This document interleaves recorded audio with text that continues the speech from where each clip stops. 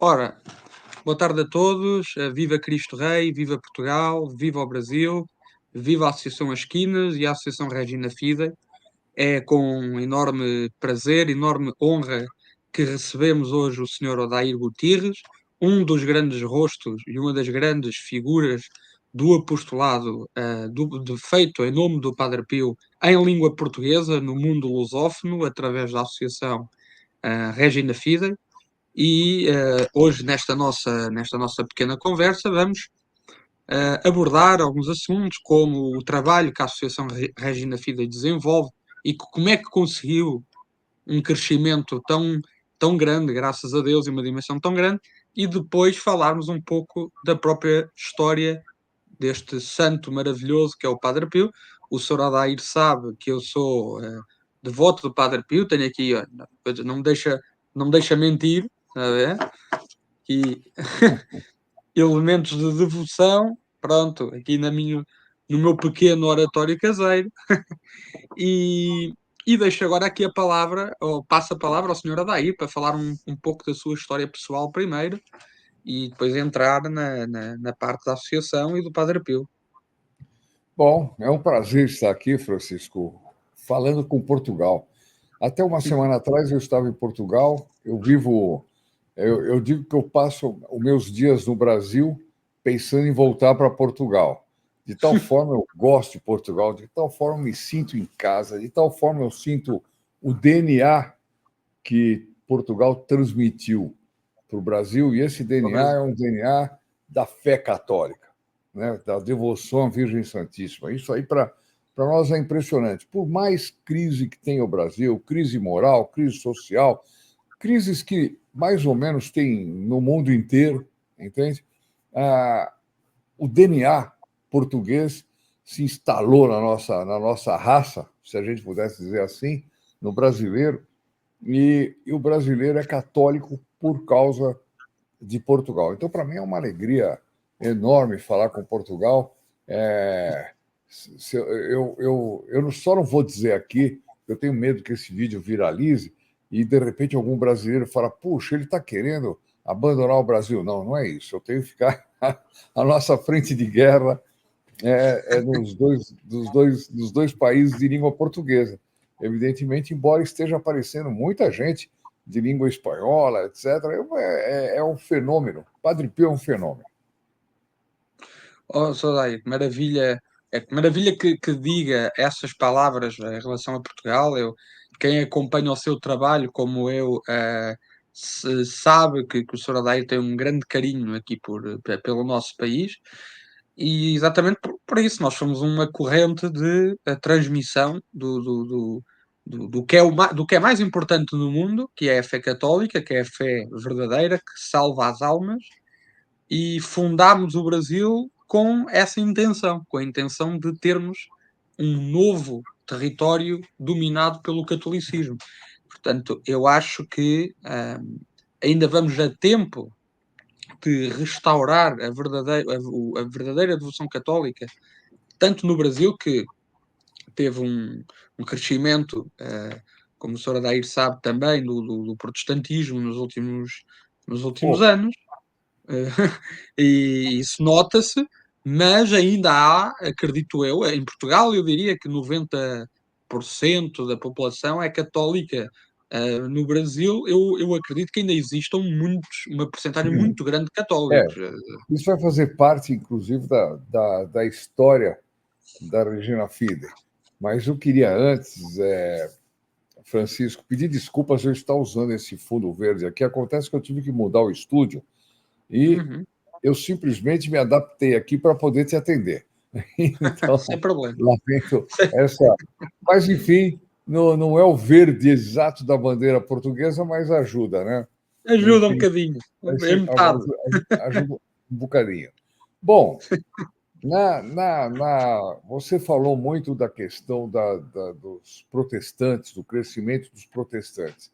O Brasil, até a década de 50, eu creio, eu posso errar um pouco nas datas, não tenho aqui a pretensão de ser um historiador, mas o Brasil também era 90 e qualquer coisa por cento de católicos, né? Evidentemente, havia um certo sincretismo, então algumas religiões se misturavam, especialmente espiritismo, etc. e tal. Mas o Brasil era católico, igrejas cheias, prática, enfim, como era Portugal quando eu estive em Portugal pela primeira vez aos meus 19 anos. Ou Hum, seja, já vai muito tempo nisso. E Portugal me impressionou porque eu falei, puxa vida, nós temos a mesma fé, a mesma religião, que coisa fantástica. E naqueles tempos a missa ainda era a missa tridentina, então não importava onde a gente fosse, sempre a gente assistia a mesma missa, a gente se sentia em casa. Eu achava essa uma das maravilhas da Igreja Católica. Bom, o tempo passou, chegamos aos dias de hoje, mais propriamente há 5 anos atrás, cinco, é um pouquinho mais, e conversando com vários amigos católicos, praticantes, eu tenho muito relacionamento católico, até por causa que eu tive uma influência muito boa dos meus avós, e que eram espanhóis, portugueses, etc. Então, eles carregavam essa influência. Eu nunca abandonei a Igreja Católica. Quer dizer, tive altos e baixos, aqueles altos e baixos que se tem na adolescência, mas graças a sim, Deus, sim. Nossa Senhora me pegou a tempo de eu fazer a consagração cedinho, e em 1968, portanto, vai longe isso aí, eu fiz a minha consagração à Nossa Senhora e a partir daí eu procurei ser um bom católico, embora não tivesse ainda o ideal de santidade. Eu não sabia que o ideal de santidade, quando um católico não tem esse ideal, ele pode não conseguir, mas quando ele não tem esse ideal, ele peca contra o primeiro mandamento. Isso eu li num teólogo e eu falei, opa, isso é muito sério, muito sério. Então, nós somos fracos, nós caímos, nós temos as nossas preguiças, as nossas imperfeições, mas a gente nunca pode perder a meta ou abandonar a meta da santidade. Essa que é a grande verdade. Bom, e conversando nós estávamos conversando justamente a respeito da crise, porque existe um gostinho aqui no Brasil de dizer que os protestantes agora são 50%. Eu, na verdade, não sei bem qual é a porcentagem dos protestantes, essa porcentagem pode estar certa, mas são porcentagens feitas de acordo com pesquisas do Instituto Brasileiro de Geografia e Estatística. Ora, elas revelam uma realidade muito pior, porque os outros 50% que se dizem católicos, eles são católicos não praticantes, como se fala Hum, aqui no Brasil, né? Então, eles são os católicos que vão 5% à missa. Eles são católicos, como nós chamamos, do IBGE, Católicos do Instituto Brasileiro de Geografia e Estatística. Ou seja, um católico descafeinado, né? Ele parece café, tem cara de café, cheiro de café, mas não tem cafeína. Ou seja, ele não tem mais aquela fé católica que sustenta ele, que tira ele da tibieza, que tira ele da vida do dia a dia para colocá-lo como da igreja militante. Essa é a grande verdade. Então a situação é muito mais grave, porque o protestante provavelmente é mais praticante do que o católico. Quando eu converso, às vezes, com o católico, ele diz assim para mim: não, eu sou católico, mas eu não sou praticante. É uma formulação que se usa muito aqui no Brasil. Eu aqui digo para. também, aqui também, Hã? Soradeio. Aqui também, em alguns Tá bem. sítios. Então, vou te dar Também. uma resposta. Eu costumo dizer o seguinte: olha, eu sou um jovem não praticante, eu sou um milionário não praticante, eu sou bonito não praticante. Pronto. Então, é tudo resolvido. Exatamente, Ou seja, não é nada disso. Né? Ou é ou não é. Bom, então nós tal e estamos qual. conversando. O nosso objetivo no início, quando nós pensamos na Regina Fiden, nós pensamos, vamos criar uma associação para fazer apostolado nas nossas horas vagas, etc., para trazer protestantes de volta. Tanto que tinham Hum, uma veia apologética muito forte quando nós pensamos em combater o protestantismo, Lutero, as seitas protestantes, enfim.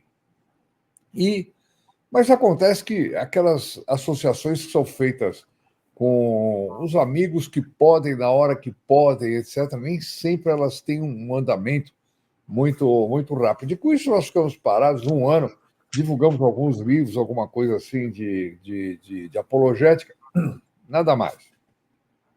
Mas também a gente não estava enxergando bem como é que nós íamos desenvolver essa missão. Né? Havia muito desejo, mas na prática isso ainda não tinha aparecido. E a gente vê como é que a providência cuida de quem tem boas intenções. Né? Há certas coisas, tem gente que às vezes a pessoa tem uma grande ideia e ele diz, puxa, eu sou formidável, eu tive uma grande ideia. Bom, se ele conhecesse um pouquinho de doutrina católica, ele sabe que nenhuma ideia é colocada na nossa cabeça que não seja pelo Espírito Santo. De modo que ele não precisaria se gabar das ideias maravilhosas, ele precisaria ser muito grato ao Espírito Santo por colocar muitas ideias na cabeça dele. Né?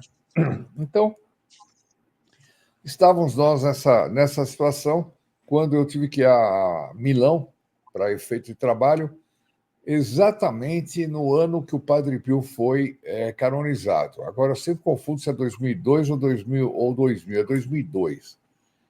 Eu tive que ir a Milão a trabalho, eu tenho a minha empresa e tudo mais, e chegando lá encontrei com um amigo meu, muito católico, etc., e por um desconhecimento geográfico vergonhoso da minha parte, nós estávamos indo de Milão para Pádua, né? Pádua, onde está o corpo de Santo Antônio de Lisboa. Atenção. Bom, então, nós estávamos indo, e esse meu amigo dirigindo o carro, ele apontou assim para os Alpes e falou para mim, poxa, ele não apontou propriamente, eu é que achei que ele tinha apontado. Ele apontou e falou assim, puxa, canonizar o Padre Pio, né? E eu não sei porque eu liguei aquela ideia ao fato de que era lá pertinho. E está no esporão da bota da Itália ali, né? Quer dizer, fica em São Giovanni Rotondo. Bom, mas eu disse, eu quero conhecer o Padre Pio. Eu ouvia falar quando era criança, mas já ouvia muita crítica a respeito do Padre Pio, muita crítica. Ele já era perseguido. Eu nasci em 54, o Padre Pio morreu em 1968, então por aí eu estava em plena fase onde se falava muito mal do Padre Pio. Sim. Até na confissão. Uma vez eu me lembro que eu perguntei para um sacerdote, e esse padre? Ele falou, não, esquece, etc. Me deu uma resposta, como dizer, não tem nada a ver. Né? Bom, que tristeza. Mas eu fiquei com aquilo na cabeça. E numa próxima ida a Milão, eu disse para o meu amigo, fulano, vamos tirar um dia para ir visitar o Padre Pio? Ele me respondeu, sim, deixa que eu providencio. Tá muito bom. E na hora de me mandar os dados, ele disse assim, olha, eu já comprei a passagem de avião, eu já aluguei um carro, então nós vamos lá, nós vamos ter que ficar 3 dias, etc. Eu falei, não, peraí, passagem de avião, alugar carro, onde é que fica? Aí é que eu fui lá no mapa.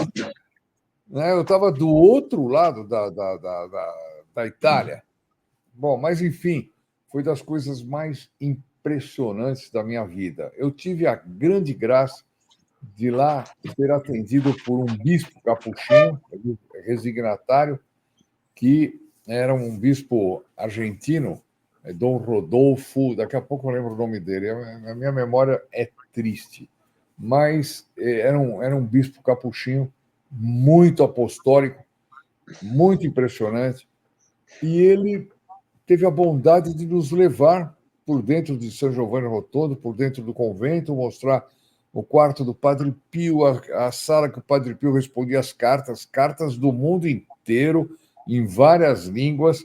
É impressionante.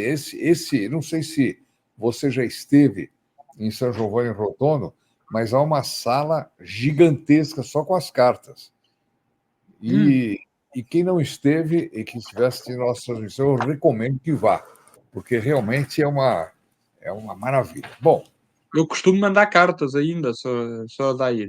Ainda há dias escrevi uma carta para lá. Olha, no nosso site, Regina Fide. Não, nós temos um site chamado capelinhadopadrepio.com.br. E lá é possível escrever cartas e nós, de tempos em tempos, levamos essas cartas todas encadernadas para São Giovanni Rotondo e elas são colocadas debaixo do corpo e corrupto do Padre Pio. Então, Maravilhoso, é uma maravilhoso. coisa interessante. Bom, aí eu voltei falando Padre Pio, Padre Pio, Padre Pio, Padre Pio. Numa segunda, passou um ano, acho que no ano seguinte eu resolvi lá no Padre Pio de novo.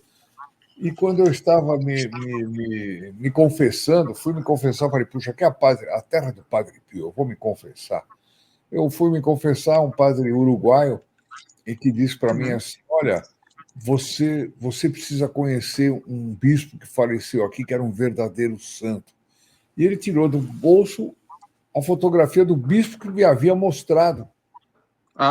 O O bispo convento, do entendeu? convento. Sim, sim, sim, sim. O Rodolfo, já vou lembrar o nome dele. Bom, e era um bispo argentino, né, da Diocese de São Luís, na Argentina, e que estava lá. Bom, ele.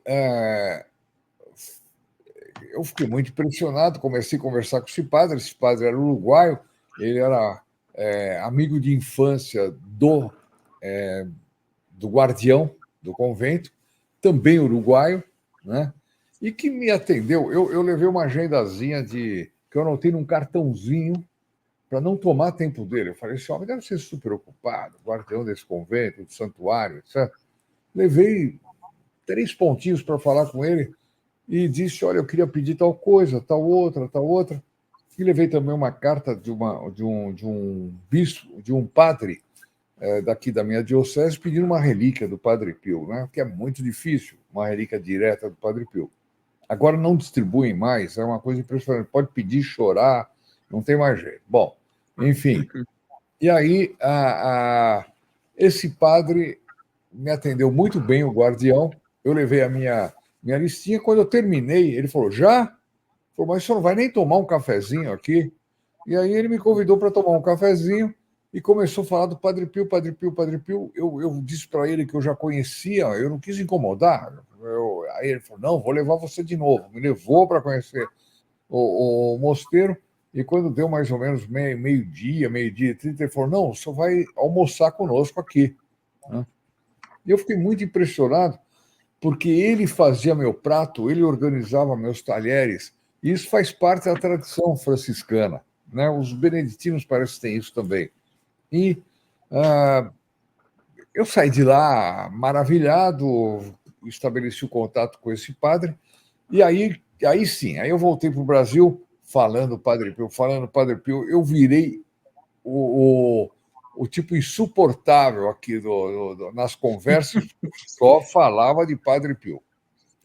Quando então a minha esposa fala assim: escuta, por que você não grava isso aí, coloca no YouTube? Eu falei: não, eu nunca apareci no YouTube, não tenho cara de aparecer no YouTube. Para mim, isso era uma coisa muito rara, mas eu gravei uns áudios que foram transformados em YouTube e colocados no YouTube. Eu, inclusive, não gravei com o meu nome, eu gravei com o meu nome da Ordem Terceira do Carmo, né? que era um nome carmelita, e eu falei, bom, eu vou usar um nome religioso para eu não queria fazer fama, né? Não se tratava disso, não se tratava de ganhar visualizações nem cliques. Então, eu gravei e essa gravação explodiu. Muita gente vendo, etc, etc. Eu falei, meu Deus. Aí eu comecei a pesquisar e descobri que o Padre Pio não era conhecido no Brasil. Hoje, se a gente entrar em qualquer canal, em qualquer YouTube, etc., Instagram, tem, olha, talvez milhares já de canais e perfis falando do Padre Pio. Naquele tempo não tinha, devia ter um ou dois oficialmente da igreja e tal, mas ninguém falava do Padre Pio. O Padre Pio era um grande desconhecido. Bom, nessa segunda viagem eu comprei tudo que eu podia comprar de biblioteca do Padre Pio e eu li aquilo ali de uma forma ansiosa, eu diria, né? Devorei os livros do Padre Pio, eu ia marcando, falei, puxa, isso aqui dá para contar essa história, etc. Até que um dia por uma questão de brevidade, sei lá o que, me deram uma câmerazinha, eu gravei, e a gravação começou a aumentar, aumentar, aumentar, aumentar. Eu falei, puxa vida, isso aqui para mim é um sinal. Eu não vou poder abandonar Padre Pio. Parece que ele está querendo que eu trabalhe. Quando uma simpatizante daqui do Brasil um dia começa a telefonar para a associação, porque a Associação Regina Fida era uma salinha que existia com a meta de converter protestantes, mas nós não sabíamos como fazer. E hoje eu entendo que o Padre Pio é o grande convertedor dos protestantes. Ele entrou na nossa missão e ele nos fez realizar a nossa missão, porque nós toda hora recebemos contatos de protestantes que se converteram, voltaram para a igreja, católicos que não confessavam há 40 anos, 30 anos, tem uns 50 anos. É impressionante. Maravilha. Casais que estavam vivendo uma vida totalmente irregular, regularizaram suas vidas. Nós, outro dia, fomos fazer uma análise assim, mais ou menos informal, porque nós não tínhamos sistema para olhar tudo isso. Nós já tínhamos mais de 410 conversões declaradas. Né? E isso mudou tudo para nós, foi uma coisa assim. Bom, e nesse meio tempo, logo começou o canal, essa senhora, ela era priora da Venerável Ordem Terceira do Carmo, aqui de São Paulo, e ela marcou queria falar comigo, etc. E no meio da conversa, ela me dá uma relíquia direta do Padre Pio e me diz: olha, eu vou emprestar para o senhor a relíquia, com o sangue do Padre Pio. O senhor não precisa se preocupar em me devolver. Né? Quando eu precisar, eu lhe peço. Eu vi aquilo para mim como, evidentemente, um sinal. Padre Pio quer você nesse trabalho, você tem que se virar, arranjar tempo. Meu tempo era dividido entre o meu trabalho, a minha vida pessoal. Agora, trata de colocar aqui dentro o apostolado. Hoje em dia, essas outras vidas estão muito prejudicadas, mas eu tenho a impressão que o Padre Pio tem suprido muita coisa para mim, graças a Deus. E no dia que eu fui visitar o convento, com a carta do bispo, do padre que pedia uma relíquia, o prior entrou no cofre, pegou uma relíquia, etc, etc, pegou outra e falou para mim: já que você está aqui, tome uma para você. Outra? Totalmente. Não, aí eu devolvi a outra para a priora. Não era justo eu ficar com duas. Mas o que foi mais impressionante é que ele falou: depois me escreva uma carta para eu poder regularizar. Mas ele deu assim, eu não tinha pensado em pedir. Né? Não tinha pensado em pedir. Foram pequenos sinais que o Padre Pio foi dando na minha vida de que eu precisava me dedicar. E o principal sinal era o crescimento do canal. O canal crescia, crescia, crescia, crescia. Eu me lembro quando eu comecei a assistir canais católicos, alguns da Canção Nova, etc., eu via lá 300 mil inscritos. Falei, meu Deus do céu, nós nunca vamos chegar lá. Isso é uma barbaridade. Hoje o nosso canal está praticamente com 1.070.000 inscritos, uma coisa assim. Né? Eu não sei como é que nós chegamos lá. Foi trabalhando todos os dias. Nós nunca mais paramos de trabalhar. Quando eu vou a Portugal, eu monto uma agenda maluca, né, para conseguir manter as rotinas de gravações, respostas, correspondências, etc., de qualquer maneira. E isso, eu acho que é o grande sucesso do canal, é o fato dessa regularidade. Por outro lado, e da bênção do Padre Pio, sobretudo da bênção do Padre Pio. Porque um dia, conversando com um sacerdote, eu disse: eu estou muito preocupado, porque eu estou muito sozinho para fazer essa obra. Eu estou sentindo que está crescendo, crescendo. Portugal começou a escrever, e eu lembrei daquela frase da Escritura que diz: não ate a boca do boi que debulha. Né? Eu falei: se ali em Portugal está aparecendo essa graça, eu tenho que fazer alguma coisa em Portugal. Mas nós somos muito pequenos. Depois, evidentemente, montar uma associação com essa finalidade não é uma coisa que a gente anuncia no jornal, contrata 10 pessoas e as 10 vão ter o estado de espírito católico, etc., para Sim, poder sim, sim, sim, sim. continuar essa luta. Então, eu, conversando com esse padre, ele falou para mim assim: fica calmo. O senhor notou que o Padre Pio fazia tudo sozinho? Aí eu parei e falei: é verdade.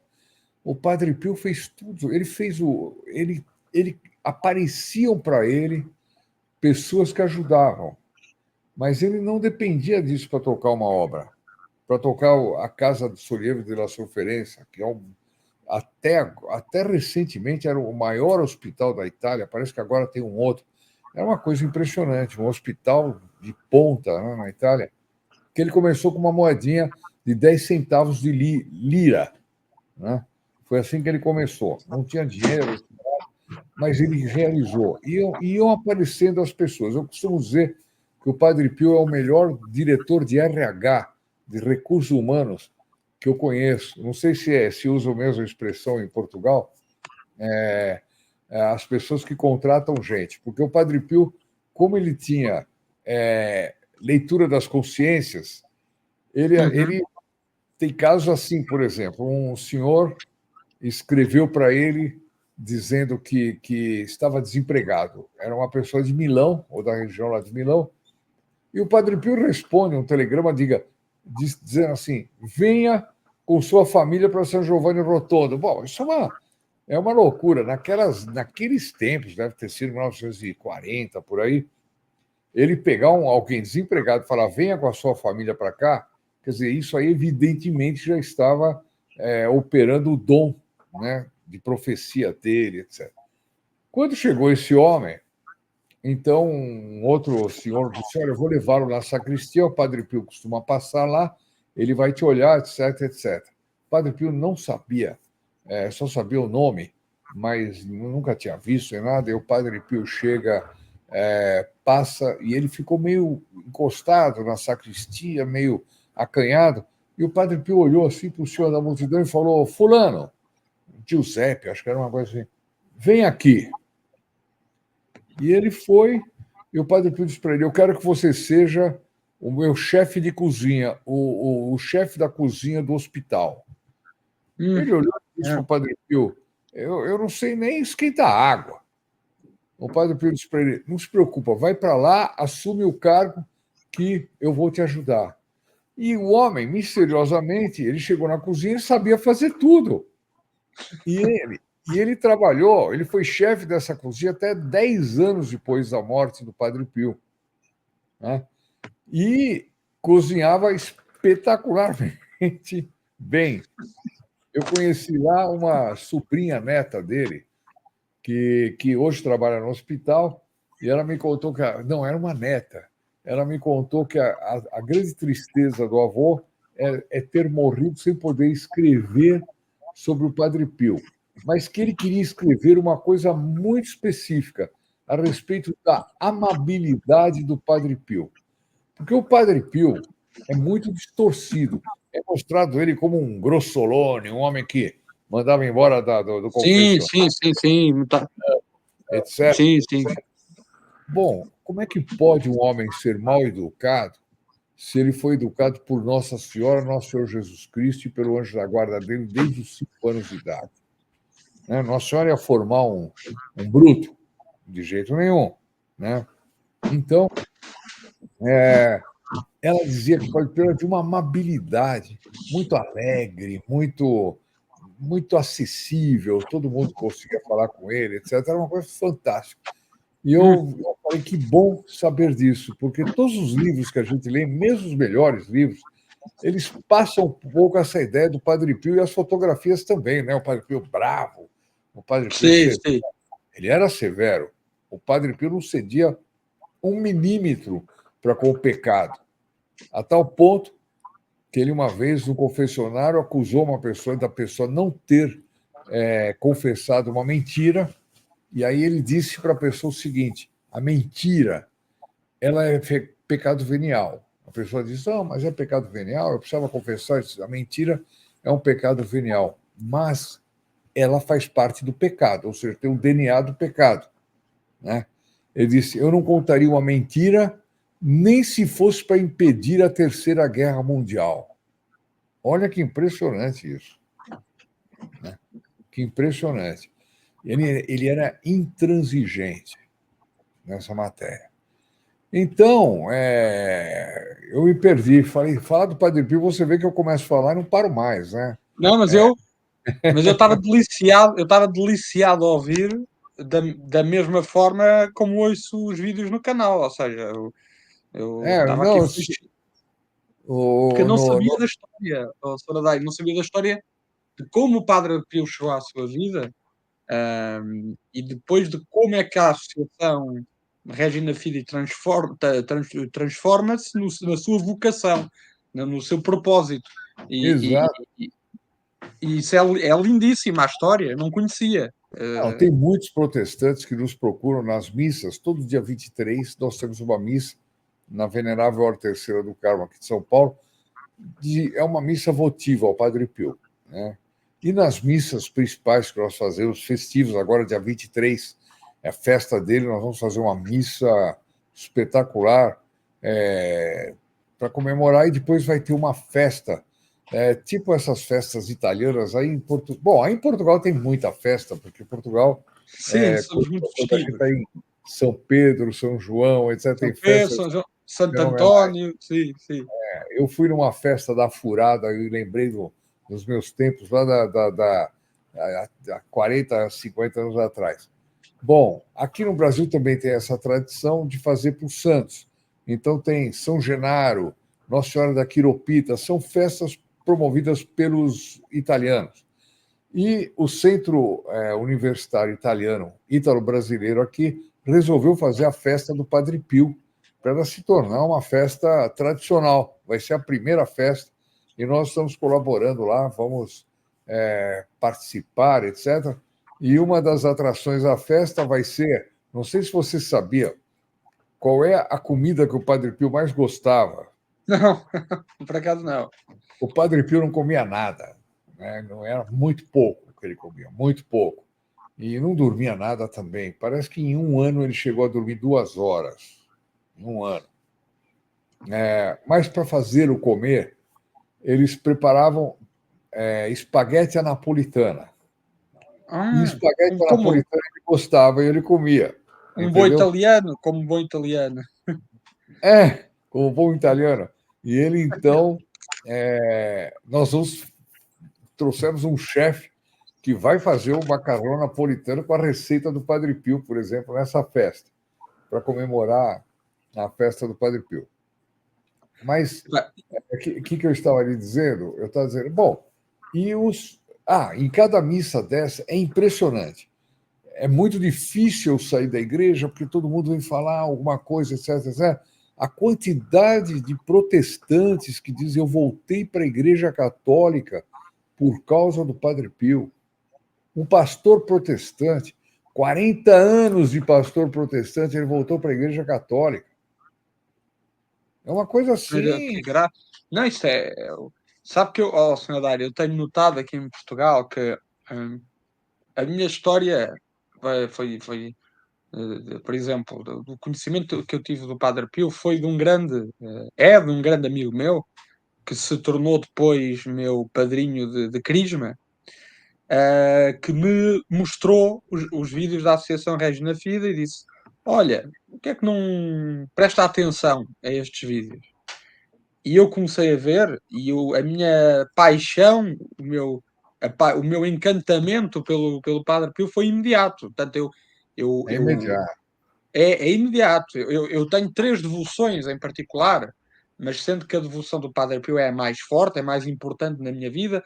Outra, de um vídeo bem recente que na vossa associação fizeram, muito interessante, que é a Beata Alexandrina, que é outra das minhas devoções, e a outra Sim, é a Santa Filomena. Pronto, são estes três santos que aos quais e tem um só para uma causa, que é para as causas do emprego e do trabalho, que é de Santo António Maria Claret. Ainda há uns dias estive em sim. Fátima e procurei em todo lado, não encontrei uma imagem de Santo António Maria Claret. Ele é tão desconhecido em Portugal como, por exemplo, o Padre Pio era no Brasil. Está a ver? É verdade, é verdade. Olha, esse seria até um bom tema para divulgar. Santo Antônio Maria Claret. Quem sabe ele ganhou aí no Francisco Paixão um apóstolo aí para falar dele, hein? Quem Já sabe, pensou? olha, quem sabe, que eu já pensei nisso, como foi com o senhor Odair, está a ver? Exato. E ele deu-me grandes graças na parte do trabalho, o que aquilo era, basicamente, era o que é que acontecia? Eu sou professor, pronto, sou professor de História, e eu Aham. ia dar aulas ia dar aulas à escola, e essa escola tinha ao lado uma estátua de mármore de Santo António Maria Claret. Eu, a partir daí, passei a assumir sempre o trabalho àquele santo. Mas, mas isto para lhe dizer o quê, Sadair? Aqui na por exemplo, para o público brasileiro e até português que não conhece a nossa associação, que também é a Associação As Esquinas, que tem um trabalho católico, patriótico, na defesa de Portugal, na defesa da cristandade.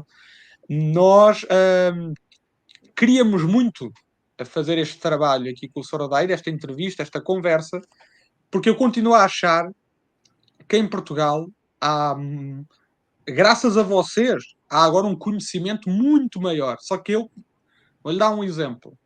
Uma vez eu estava nos arredores de Lisboa, portanto, os arredores da parte mais periférica, aquilo que vocês chamam de favela, nós em Portugal chamamos bairro de lata, ou seja, bairro assim de mais decrépitos. E entrei numa igreja, que é aquele tipo de igreja que infelizmente é demasiado modernista.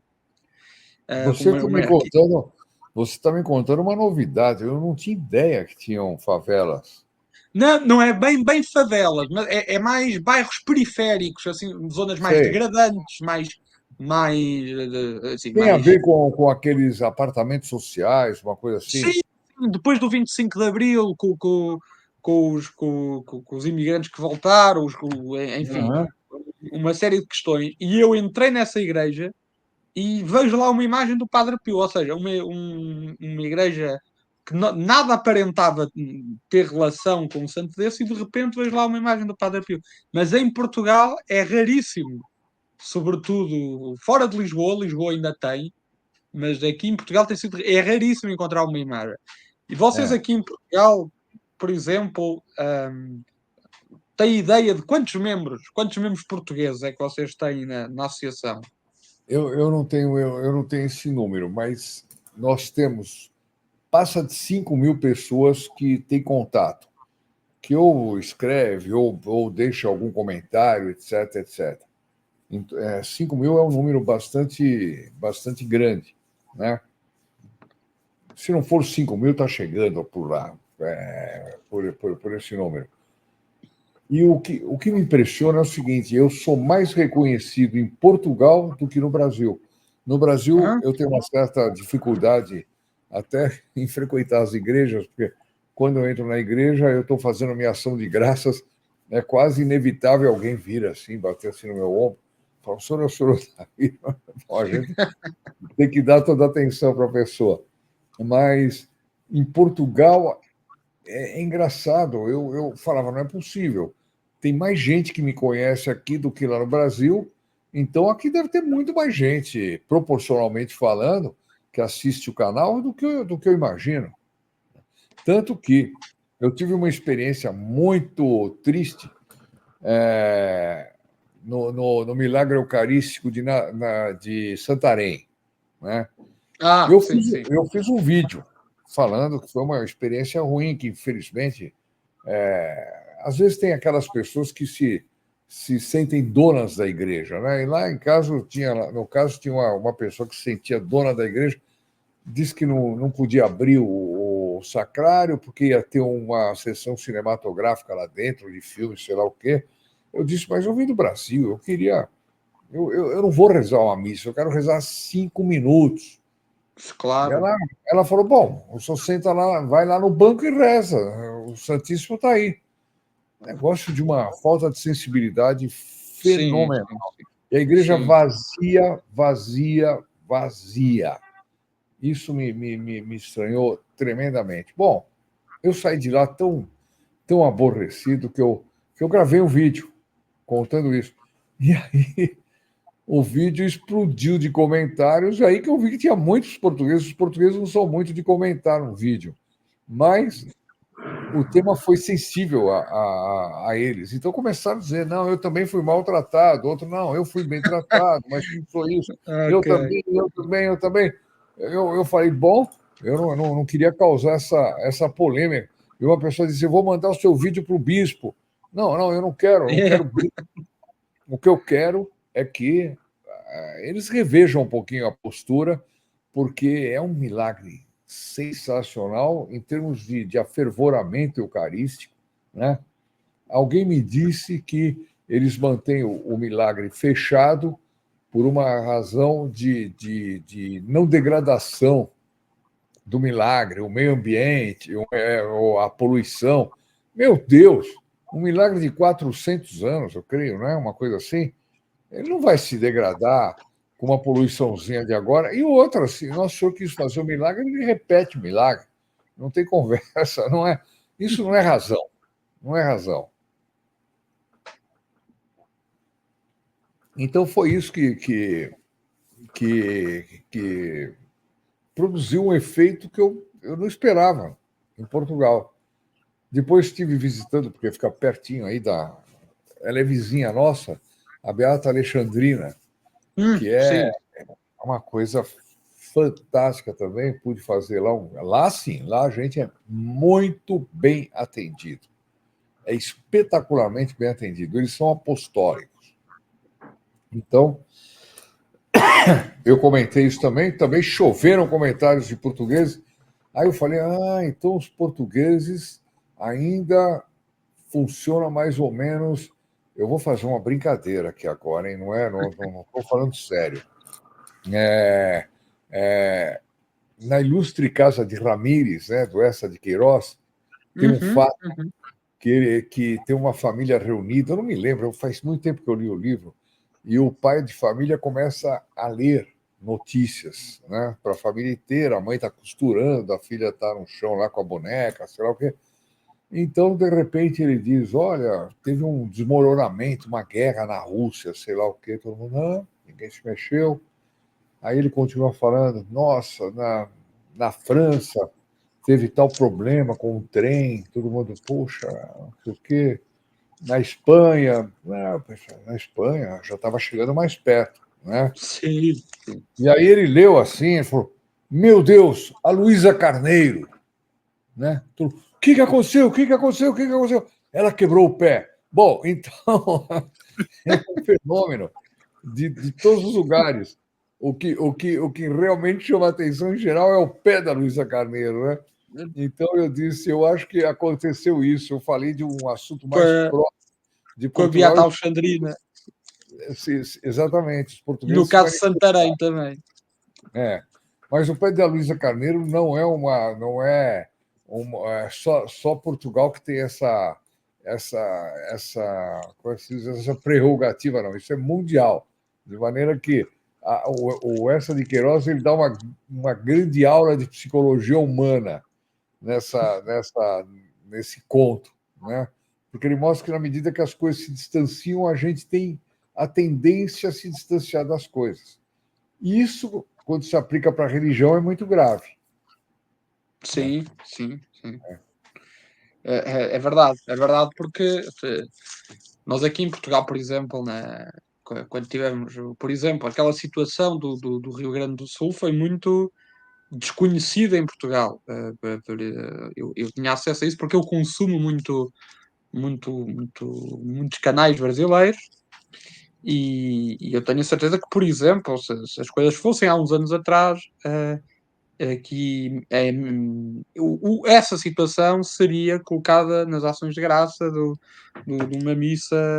uma missa portuguesa, ou relembrada certamente, ou orar pelas pessoas, ou orar pela situação, e realmente o catolicismo, nesse aspecto, tem-se fechado muito dentro das circunstâncias do próprio lugar. É verdade, senão, porque se fosse É, assim, aqui, e aqui ainda tem um agravante que a situação política do Brasil faz com que o Brasil fique muito fechado nos seus problemas. quando eu quero saber como é que está a guerra da Ucrânia, como é que está a situação no Oriente Médio, eu me informo em Portugal, porque em Portugal se fala dessas coisas. No Brasil, não. Parece que o Brasil, aqui só existe, digamos, a Venezuela, os problemas internos brasileiros, que não são pequenos, etc.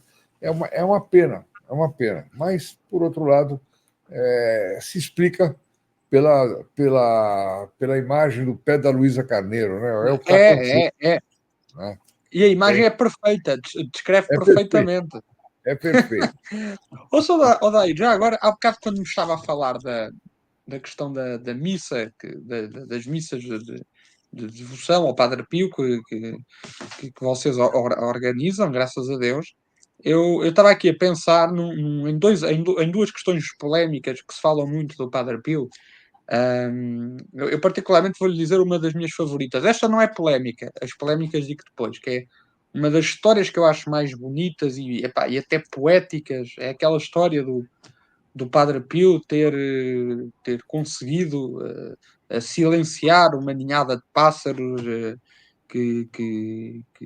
com um gesto ou com uma palavra, assim, quase que semelhante àquilo que Nosso Senhor fez com o mar, mandando o mar calar-se. Sim, Pá, sim. uma coisa lindíssima. Ou seja, eu consegui imaginar mentalmente a figura. São Francisco fez isso também, né? Parece. A história de São Acho, Francisco. pronto, É, exatamente. E eu lembro de ler nesse livro do Renzo Alegre aqueles pormenores lindíssimos de uma é criança que já muito tinha bom. contacto. Eu adorei. Lá quando há aquela parte em que o Padre Pio declara, acho eu, ao tio, quero-me juntar quero-me juntar a uma ordem religiosa, mas apenas se tiverem barba, ou apenas se forem barbudos, né? Por causa penso eu, já não me recordo se seria um sacerdote ou um frade, que lhe fazia muita companhia na infância e tinha uma grande barba e ele queria ser como aquela pessoa. E eu acho estes pormenores deliciosos. Mas há aqui duas questões, ao Sr. Odeiro, que são mais ou menos polémicas e não há ninguém melhor que o Sr. Odeiro em língua portuguesa para me esclarecer, que é, primeiro, há muitos defensores você infelizmente sabe que o catolicismo hoje em dia está muito fraturado entre o tradicionalismo, entre o chamado modernismo, e às vezes os modernistas dizem: mas o Padre Pio celebrou uma missa nova.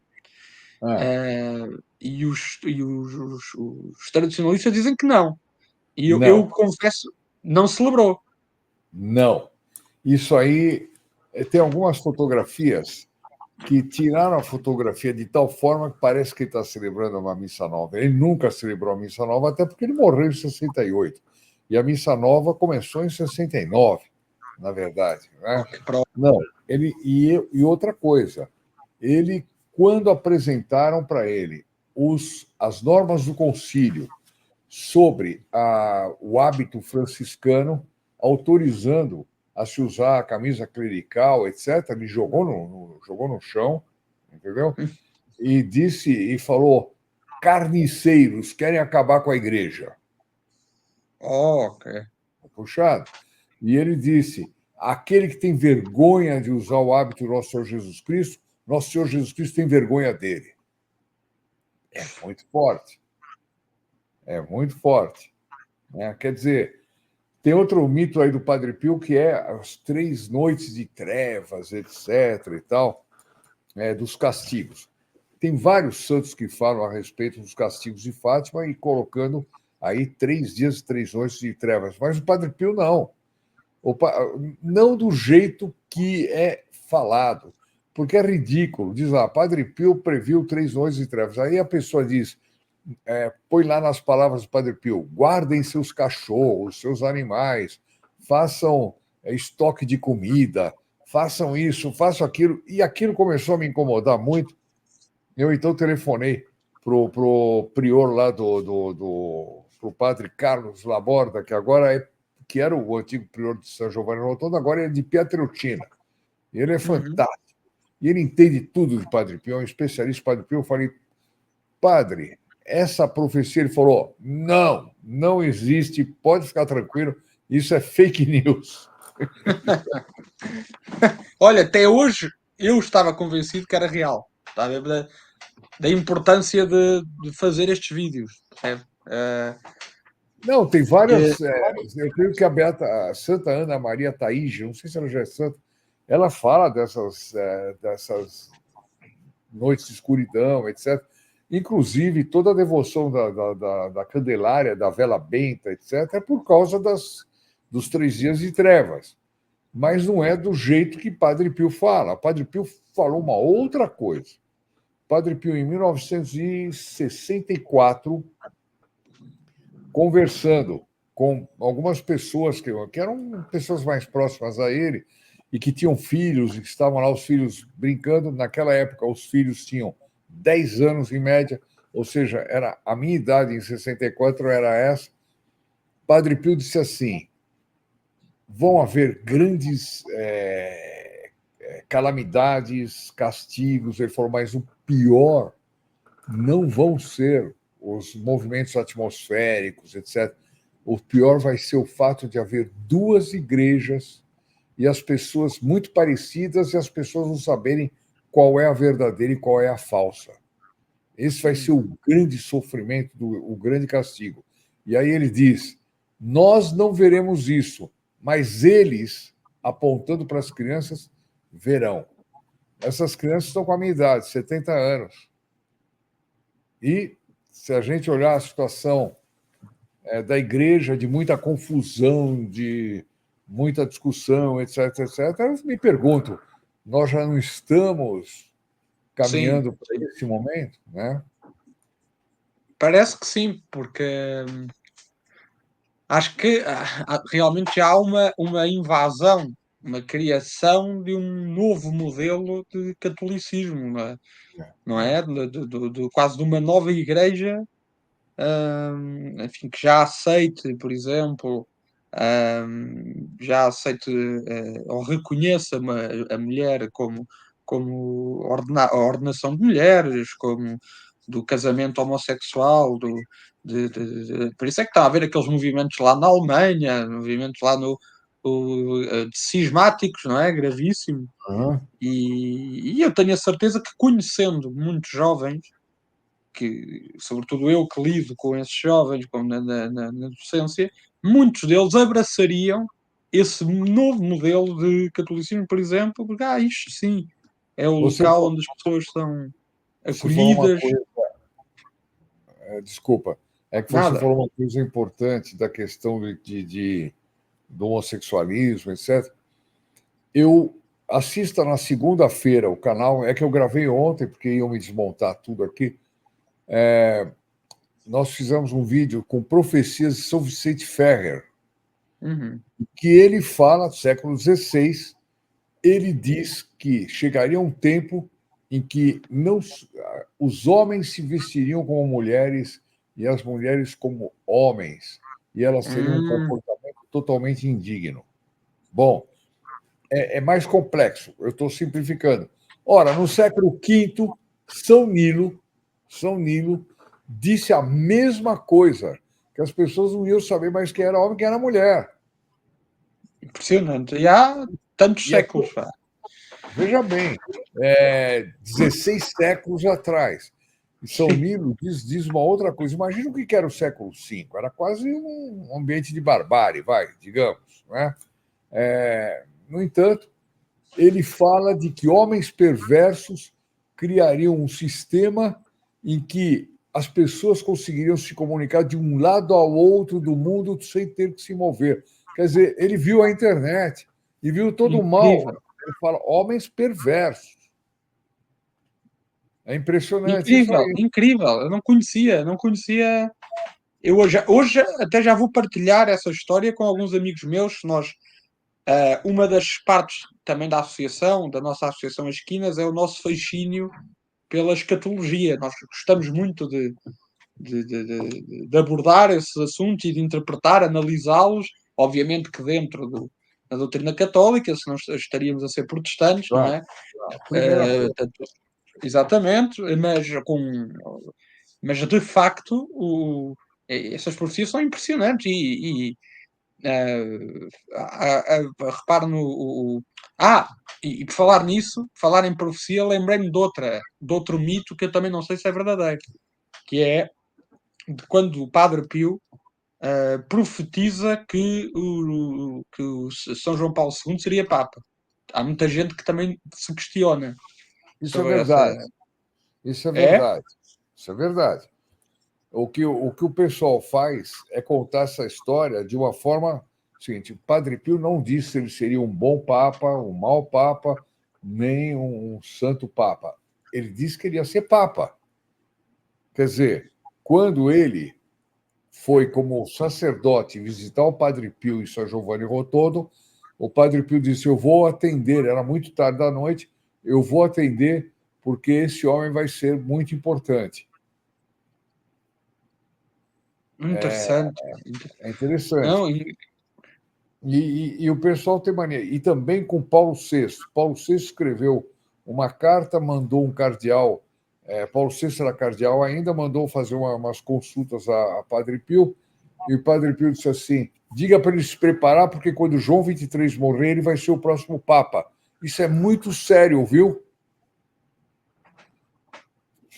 Quer dizer, Padre Pio sabia coisas que nós não sabemos, né? é Talvez só impressionante. saberemos no dia do juízo. Mas ele No não dia do disse juízo. se é bom, se vai ser ruim.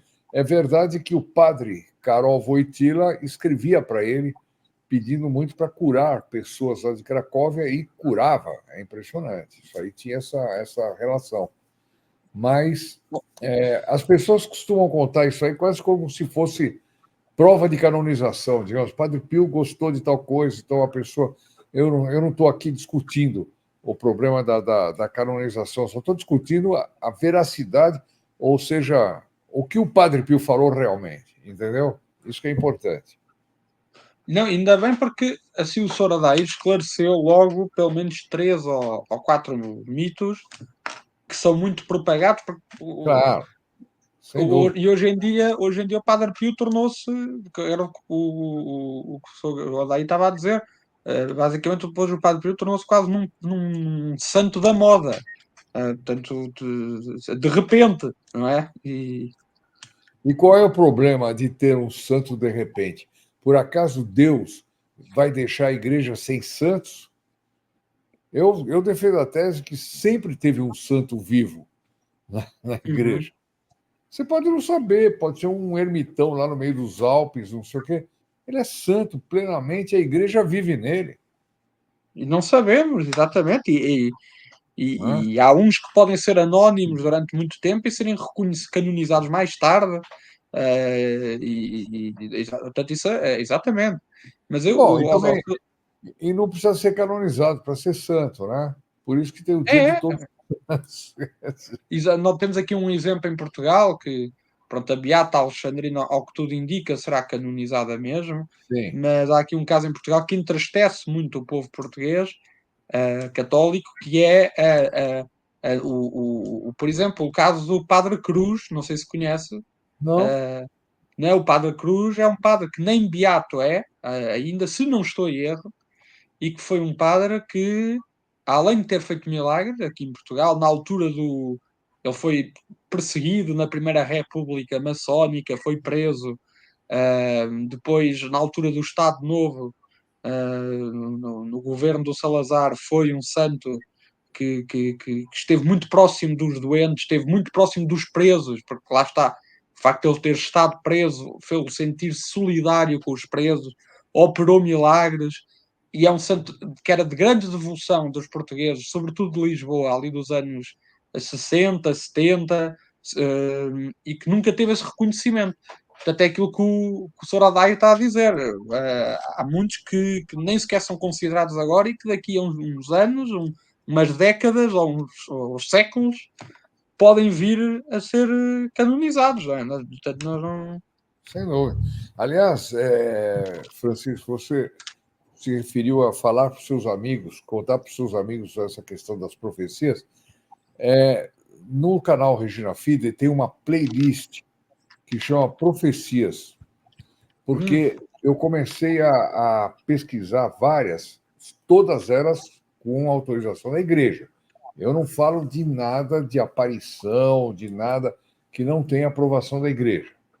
Porque senão, se cada um inventar uma. Aqui no Brasil tem aparição que não acaba mais, mas com a aprovação da igreja tem duas. Né? Então, que eu conheço, que é a Nossa Senhora de Simbres, Nossa Senhora das Lágrimas. Bom, disso eu falo. Então, nós colecionamos uma playlist, várias profecias. Vale a pena você, uma hora, navegar lá pelas playlists, porque você vai ficar espantado com as profecias, inclusive para Portugal. Inclusive para Portugal, uma profecia puxadíssima de uma aparição de Nosso Senhor para a Beata Alexandrina, onde ele fala do castigo que Portugal vai ter porque não deu ouvidos a Fátima. É impressionante isso aí. Eu já ouvi esse vídeo, Sordeiro. Eu, por acaso, estava a ouvir há uns dias.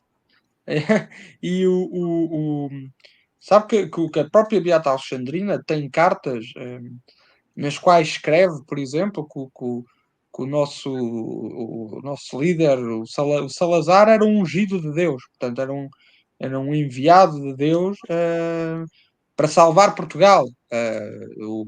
E até, veja, essas curiosidades, e nessa carta que diz o Salazar salvou mais almas para Deus do que muitos sacerdotes.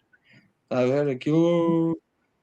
Veja lá às vezes estes detalhes eu acho que o acesso a estes detalhes é que às vezes faz as pessoas despertar interesse depois em aprofundar mais o assunto. Eu comecei a minha devoção pelo Padre Pio dessa forma. Foi através de pequenos milagres, de pequenos detalhes que me fizeram apaixonar pelo santo e a partir daí querer aprofundar, ler, ver os vídeos da Associação Regina Fide, etc. Eu E eu, diria, eu diria, eu diria que tem uma coisa a mais para você agregar na lista dos filtros para você saber se é santo ou não. Se foi muito perseguido. Se foi muito perseguido, a probabilidade ah, de ser santo é muito grande. por acaso, eu digo uma coisa muito polémica muitas vezes, que eu acho que quase por exemplo, o Oliveira Salazar, que foi muito perseguido depois do 25 de Abril, tem quase qualidades de beato por causa do que.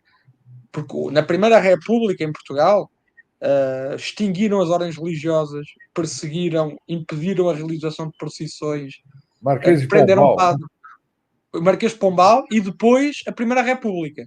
Portanto, quando começou a Primeira República e o Salazar foi o homem responsável por devolver aos portugueses a fé católica, enaltecer a fé católica nas escolas, no ensino, nas famílias, no próprio exemplo, que era um homem, um político pobre, um político que tinha o mesmo vencimento de quase um funcionário público comum.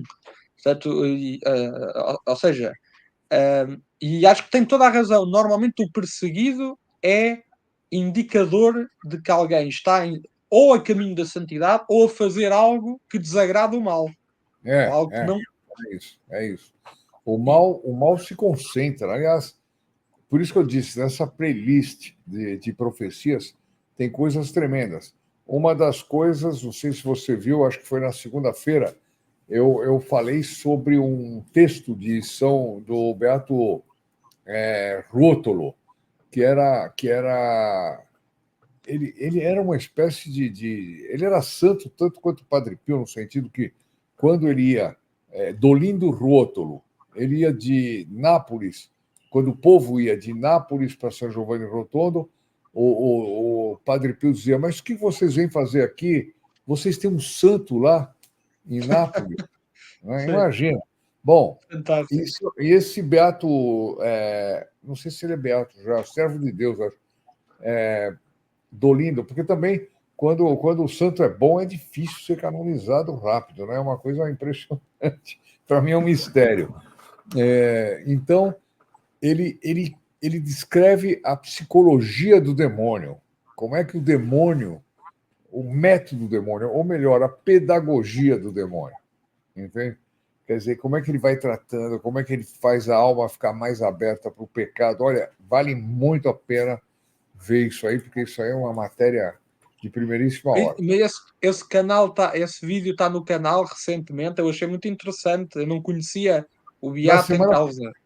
Foi na semana passada que eu gravei, e toda segunda-feira eu tenho gravado coisas dessas, né, para poder preparar, porque afinal de contas Fátima está aí. Sim, sim, Dizer sim, que, sim. dizer que Fátima já está resolvido, que etc., não é bem assim, não. Porque é verdade, foi feita a consagração, tudo mais, mas não se combateu os erros que a Rússia espalhou pelo mundo inteiro. Sim, Essa é a sim, grande verdade. Né? sim. Mas Não, não, eu faço um compromisso aqui com você, Francisco. Você falou que tem vários amigos que você quer contar, etc. Da próxima vez, se você quiser, nós combinamos, faz uma reunião com eles aí, e eu, com todo gosto, poderei seria muito. responder perguntas que tenham, etc. Isso Porque seria muito interessante, ó Soradai. Nós podíamos fazer o seguinte, que é, nós podemos fazer futuramente um segundo vídeo no qual eu tenha perguntas. Eu traga perguntas. Ou seja, não minhas, mas de sócios da Associação Esquinas, ou simpatizantes, ou amigos meus particulares. E acho que era um vídeo muito interessante, porque há coisas que eles vão perguntar que eu não sei, que eu não me lembraria de perguntar, e acho que era interessantíssimo. que não quer dizer que eu saiba também, né? Não, mas dentro daquilo que sejam, por exemplo, profecias marianas, profecias escatológicas, coisas à volta disso, que são temas que fascinam muito o meu grupo de amigos, portanto, eu sempre participei nesses debates, nessas discussões, nessas interpretações. Ahm, Acho que era muito, muito interessante. Era uma questão de agendamento. Vamos, Mas, vamos. ó E Soraya, quando eu estiver aí no Porto, nos encontramos. avise-me, por favor, porque eu, como professor, ainda não sei onde vou ser colocado aqui em Portugal. Deus queira que fique aqui em Viseu, que o Padre Pio me permita ficar em Viseu, porque se eu estiver em Viseu e o Sorodai estiver no Porto, é um saltinho de transportes públicos uma É hora. simplíssimo, é.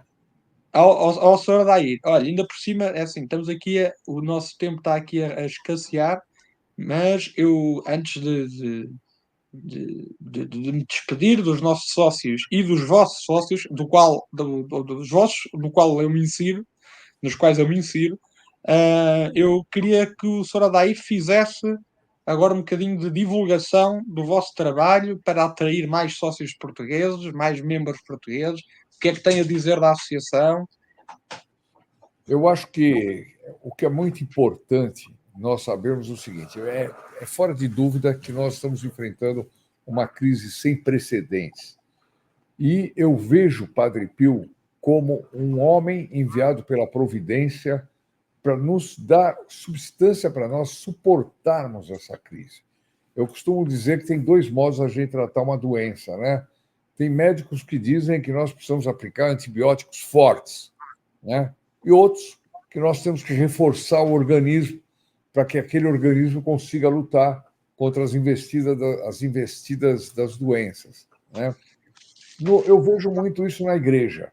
Há uma facilidade muito grande em criticar sacerdotes, bispos, criticáveis, eu não vou passar pano, como se diz aqui no Brasil, para as barbaridades que acontecem, mas existe pouco trabalho no sentido de, ou seja, o criticar é o antibiótico, mas nós precisamos vitaminar, aprender doutrina católica, estudar doutrina católica. Uma das coisas que o Padre Pio dizia, para nós enfrentarmos Fátima, ele falava Eucaristia, os castigos de Fátima, Eucaristia, o terço e leituras católicas, leituras de vidas de santos. Olha que impressionante isso aí, né? Então, eu queria convidar muito os queridos irmãos portugueses que assistissem ao nosso canal, fizessem comentários. Se você me permitir, Francisco, eu vou Claro, divulgar aqui esta nossa live aqui, até porque muita gente com vai muito gosto. seguir o seu Muito canal. gosto. Eu faço votos que você, em breve, esteja divulgando Santo Antônio Maria Claret para todos Vou os. fazer. os Foi o portugueses. Sorodair que me deu, foi o Sorodair que me deu a ideia, se calhar inspirado pelo próprio Santo António Maria Claret, que lhe disse ao ouvido Porque para. ele era um grande lutador, um grande guerreiro, era um homem impressionante, impressionante. E a história dele tem episódios absolutamente Sem fantásticos, dúvida, sem dúvida. né? Eu arranjei um livrinho de bolso que estava lá nessa igreja de Santo António Maria Claret, um livro de bolso pequeníssimo, letras muito pequeninas, e eu ia lendo no metro, ia lendo, ia lendo, ia lendo, ia ficando fascinado. Também teve contacto com a Nossa Senhora para coisas fabulosas. E lá está, é aquilo que o Sr. Adair dizia. É o vitaminar é o vitaminar da alma, o vitaminar Não, do. exatamente, fortalecer a alma. Porque achar os pontos errados é muito fácil, a gente é só olhar do lado e a situação é essa. Mas nós precisamos, né? Não basta eu falar, tal padre não cumpre com suas obrigações, tal bispo é um herege. Bom, pode até, é até verdade, às vezes, em vários casos. Mas e você? Eu pergunto isso, e você?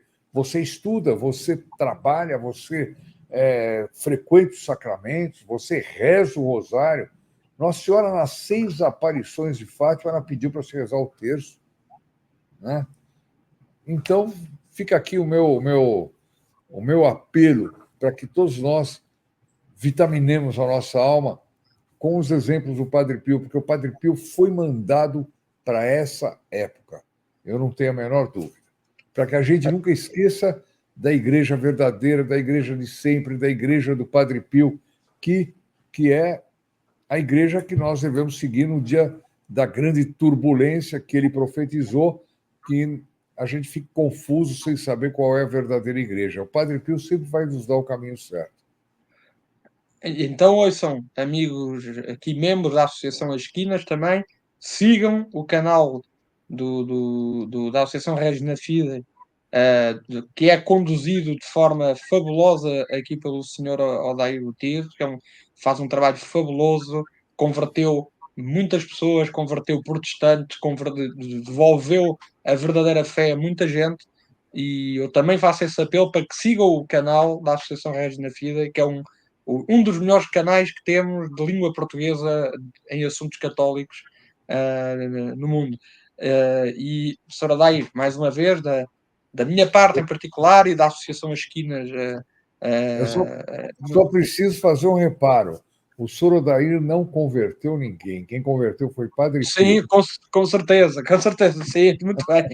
Não, eu já sou daí foi um mensageiro, digamos assim, pronto, o que já é muito bom. Ah, E, muito e, bem. e, e não, e só daí, eu da minha parte e da parte da Associação As Esquinas faço-lhe um agradecimento aqui também pelo tempo Ora, que nos é um deu, prazer. uma conversa fabulosa, interessantíssima. Eu agradeço, E agradeço os seus ouvintes, aqueles que tiveram paciência. Eu costumo dizer que quem consegue assistir um vídeo da Regina Fida diminui tempo no purgatório, de maneira que hoje nós vamos sim, tirar várias almas, né? graças a Deus, que maravilha. Senhora Dair, olha, muito obrigado mesmo da minha parte, que Deus continue a abençoar o vosso trabalho. Amém. E que assim seja, e em breve iremos disponibilizar ambos então as lives e os vídeos. Eu Com mando todo para o Sr. Deus. Aldair o ficheiro e tratamos disso, pode ser? Pode, vamos lá, vamos tentar. Vamos tentar. Se o Padre Pio me fizer o dia de 24 horas ficar umas 26, já resolve. Deus queira que sim, Sr. Aldair. Tá bom. Obrigado mesmo, um fortíssimo Olha, abraço e vou então encerrar aqui a parte da gravação. Um tá abraço, Sr. bom. Aldair. Um Obrigado. abraço para você. Obrigado.